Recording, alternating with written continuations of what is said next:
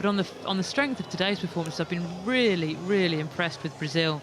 You know, Sada, Santini, Ishibashi leading from the front, those really experienced players. And we just haven't seen it from France yet. But, you know, you never know with France.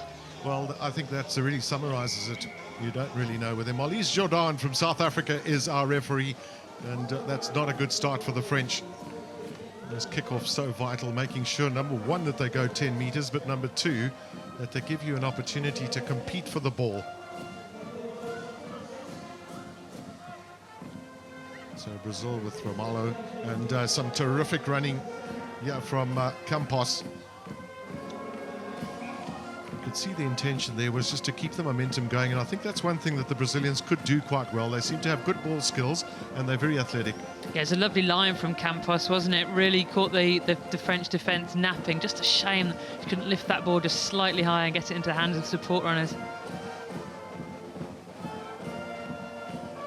Saw in the last match the Brazilian front row too were very competitive, even although they were giving a weight advantage away.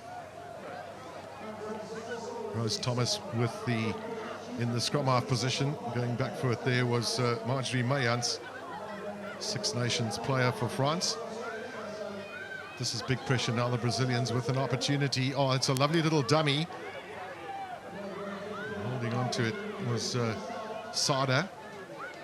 And yeah, they come again. And yeah, potentially is, in fact, it is the first try for Malana Ramalho, and Brazil are on the board.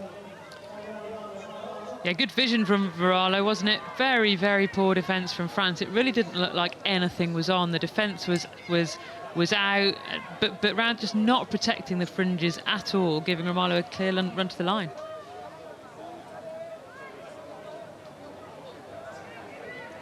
Well, we might see some level of unpredictability from the Brazilians at times too. And as we've seen from the nation of Brazil, they all know how to kick a ball.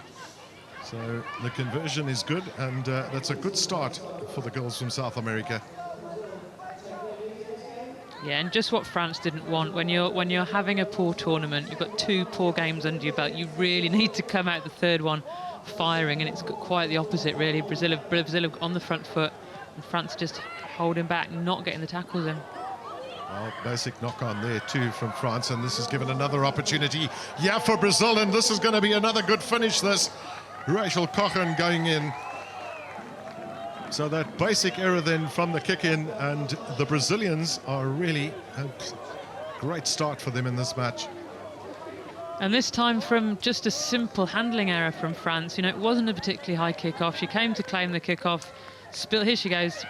Kicks off, not particularly high, an easy claim, and just goes forward. And that was a lovely ball. Lovely ball, wasn't it, that she got away there. A terrific support play too from the Brazilian team in making sure that they could open up the way there for Cochrane. And the conversion has gone rather wide, but nevertheless it's 12 points to 0 then that the Brazilians lead, and we're really pleased with that start.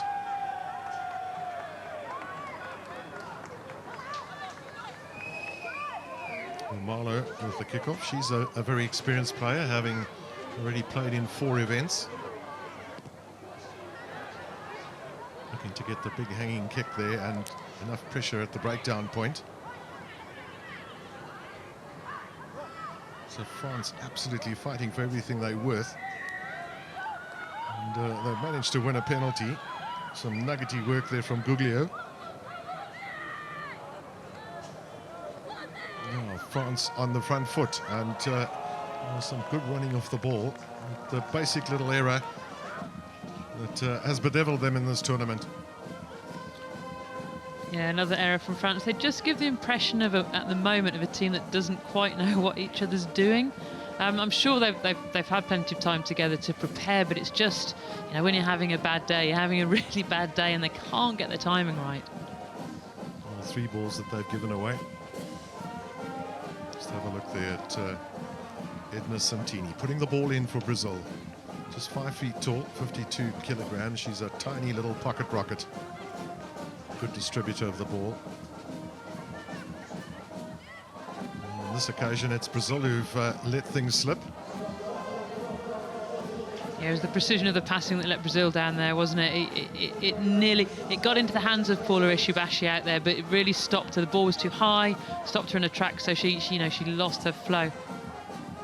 One gets the feeling that they really want to play a high-tempo game, Brazil.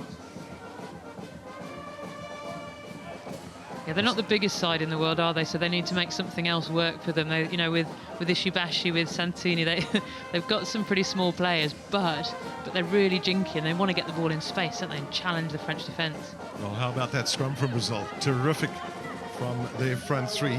Sada, Campos and Koshinen.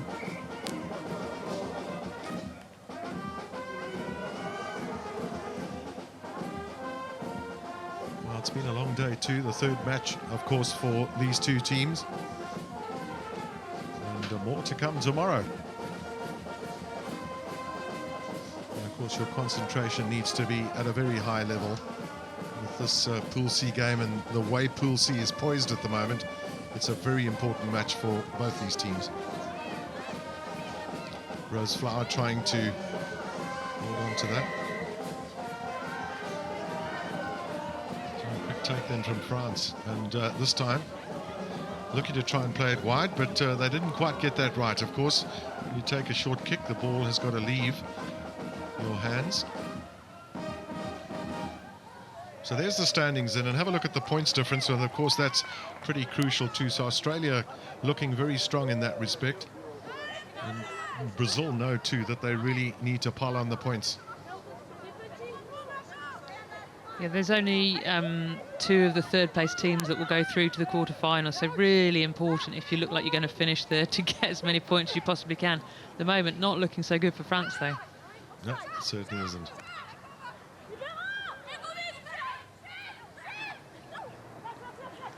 As you said, not the biggest of girls, but they're very tigerish, are the Brazilians. They'll fight for everything. So the penalty for offside is gives an opportunity here for Julian Salo. And she immediately finds herself in some space as the halftime whistle goes in the background. Or the hooter, rather, not the whistle. Then the pass out. And Brazil don't want to give away points here. And there might well be an opportunity here. Some good running from Izar. We've seen that she's got the pace and it takes the opportunity. So France are still very much in this game with that try on halftime. Yeah, a little bit of an experience show for Brazil there. The last thing you want to do, just as the hooter's going, is to throw a loose pass when the defence is coming up hard like that. Look after the ball and then get rid of it when you get the opportunity. As it is, they've turned the ball over and France have been allowed to score a try. Not just score a try, but get one right under the post there. So ought to be the full 7 points.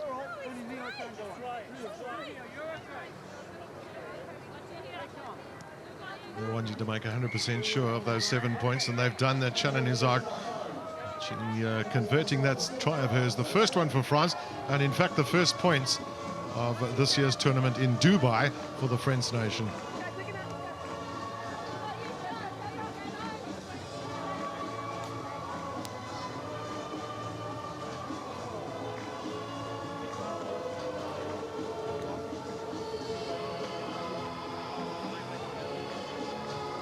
Chris Neal, who's the coach of the Brazilian team, and of course the Brazilian team are enlisting good support as well from New Zealand.